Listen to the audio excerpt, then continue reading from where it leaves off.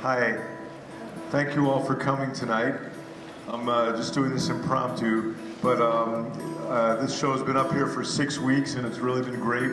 I've come to New York from Miami like 3 times and it's just been a lot of fun. And so I just want to thank everybody for coming here tonight.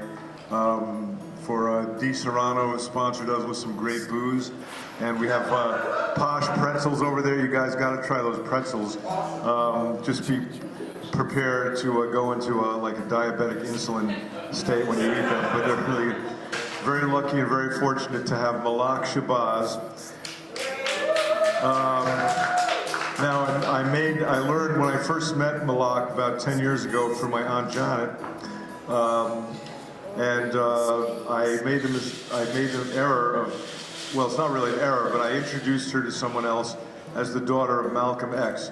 And I was promptly corrected into saying, no, I'm the daughter of Dr. Betty Shabazz and Malcolm X, because it was her mother, who kept the legacy of her father and all that was done alive. So, anyway, my great pleasure and honor to introduce Malaaak Shabazz.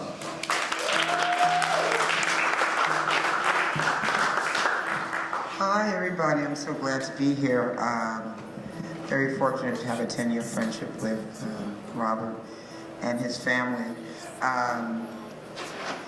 We were blessed that his aunt, Janet Stovin, who is a colleague of mine in the NGO community at the United Nations, is on our board at the Malcolm X Dr. Betty Shabazz Memorial Educational Center, which is a space where is the Audubon Borough when my father was assassinated. And he documented the beginning of that before we even really had a board, and then also when our papers, my father's papers, were finally housed at the Schomburg Center. So he's very special to my family, that's for sure. And I think most of his work is humble and no nonsense. And that's basically what my mother and father were. They were humble, but they were no nonsense. And you could see that in all the pictures here that he has on the wall.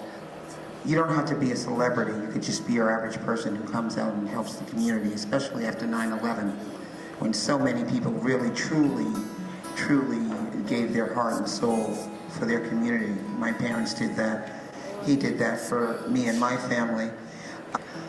Meeting Robert and through his Aunt Janet Stovin, it also shows the global perspectives. He's showing locally. You see global pictures in Asia and Africa. He's showing the American experience here.